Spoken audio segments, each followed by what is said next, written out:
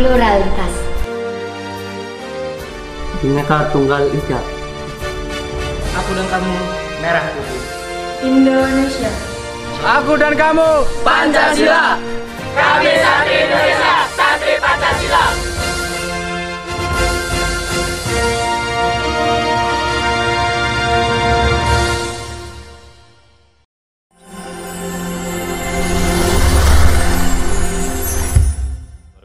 Dua hal yang disampaikan Mas Tommy Wijaya, faktor-faktor apa bagi para pencari Tuhan ternyata selama ini terhenti pada prosesnya, bukan pada tujuannya. Dan kemudian kalau kita sudah kemudian terjebak dalam proses itu, bagaimana cara keluar dari proses itu, Bu ya?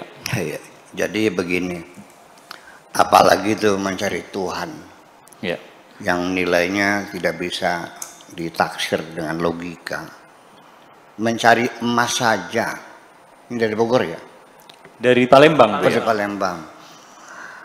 Mencari emas saja, itu tidak mudah kok. Di tengah perjalanannya banyak hal-hal yang nggak masuk akal terjadi. Kalau Anda gemar nonton film koboi zaman dulu tuh, para pencari tambang tuh, Yeah. tau nggak? Pulangnya mati semua kok. Betul. Saling tembak menembak, dan yang terakhir dipatok ular. Emasnya akan terbuang di sungai begitu.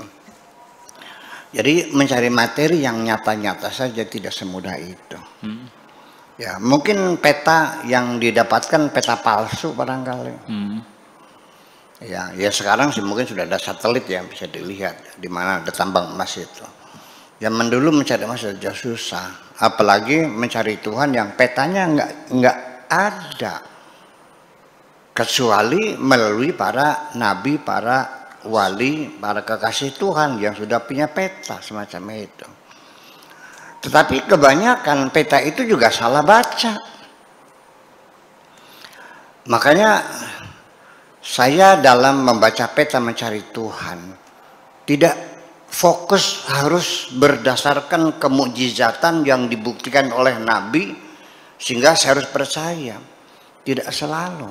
Saya lebih mempercayai adalah fakta ilmiah secara saintifik bisa dibuktikan bahwa Nabi orang yang pertama kali merawat kesehatan gigi, betapa pentingnya kesehatan gigi dirawat, itu pada abad ke-7 sudah dimulai oleh Nabi Muhammad, di mana raja-raja di Eropa jigongnya masih tebel-tebel, raja mah raja, tapi jigongnya 2 cm tebelnya, nggak pernah sakit gigi.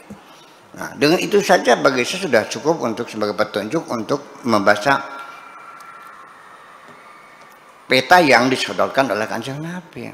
Sebab tidak mesti mukjizat itu satu-satunya jalan menuju kepada keyakinan bahwa kita mendapat peta yang benar untuk menuju Tuhan.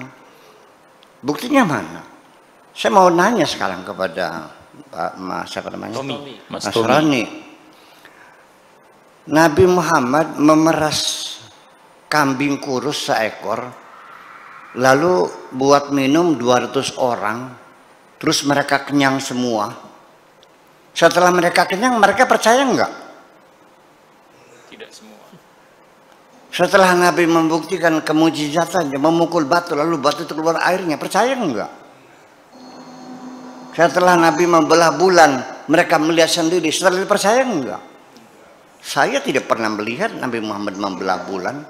Saya tidak pernah melihat Nabi memukul batu. Orangnya juga nggak pernah ketemu. Tapi kok saya percaya? Ini kan jadi persoalan. Dulu Nabi Isa menghidupkan orang mati. Percaya nggak? Enggak. Nabi Yusuf, bayi bisa ngomong. Mereka percaya nggak? Enggak juga. Nabi Musa membelah lautan. Mereka melihat sendiri. Percaya nggak? Enggak. Lalu mana yang kita baca? Nah itulah makanya di ujung-ujungnya mah kembali kepada hidayah Allah juga kok. Anda tidak pernah ketemu Nabi kok. Sahabatnya enggak, tapi enggak. Semua yang ada katanya sudah enggak tahu berapa ribu katanya ini. Ya kan begitu. Tapi Anda cakap ini benar. Ya sudah silakan, go ahead. Silakan ya, kita buktikan. Jadi apakah melalui penguasaan agama dengan hafal Quran, hafal hadis? Enggak juga. Malah yang membunuh Sayyidina Utsman juga orang yang hafal Quran kok. Betul nggak? Apakah harus ritualnya, ibadahnya, sholatnya 15 waktu sehari dengan dengan tahajudnya, dengan sholat tasbihnya, sholat taubatnya, sholat hajatnya, sholat witirnya, lalu qobliyah dan ba'diyahnya, kemudian setelah itu juga sholat duha dan sebagainya. Ada nggak orang yang rajin, sholatnya rajin tapi korupsinya rajin juga? Nggak ada masalah. Jadi akhirnya pada akhirnya ada satu hal yang perlu dicatat. Makanya ketika kita meminta kepada Allah, jangan minta ditunjukkan jalan yang benar. Ihdinas siratal mustaqim, bukan minta ditunjukkan. Kalau ditunjukkan belok kanan, belok kiri, belok kanan, belok kiri, nggak nyampe-nyampe. Jadi ihdina itu minta dibimbing oleh Allah. Nah, kalau bimbingan, Nabi tidak bisa memberi bimbingan. Nabi hanya boleh menunjukkan. Makanya innaka la tahdi man ahbabta walakinallaha yahdi man yasha. Engkau tidak bisa membimbing orang. Hanya Allah yang bisa membimbing. Hidayah dalam artian membimbing. Tapi hidayah menunjukkan, ya ada ayatnya, wa innaka la tahdi ila siratal mustaqim. Engkau menunjukkan manusia ke jalan yang menunjukkan, belok kanan, belok kiri, salah jembatan 300 meter, lalu ada pom bensin, belok kanan. Nyampe nggak? Enggak pasti. Nah itulah makanya, jadi nanti pada akhirnya mah termasuk sang mursyid juga. Saya ingin mengatakan bahwa nggak usah cari mursyid dah. Mursyid itu mencari murid kok.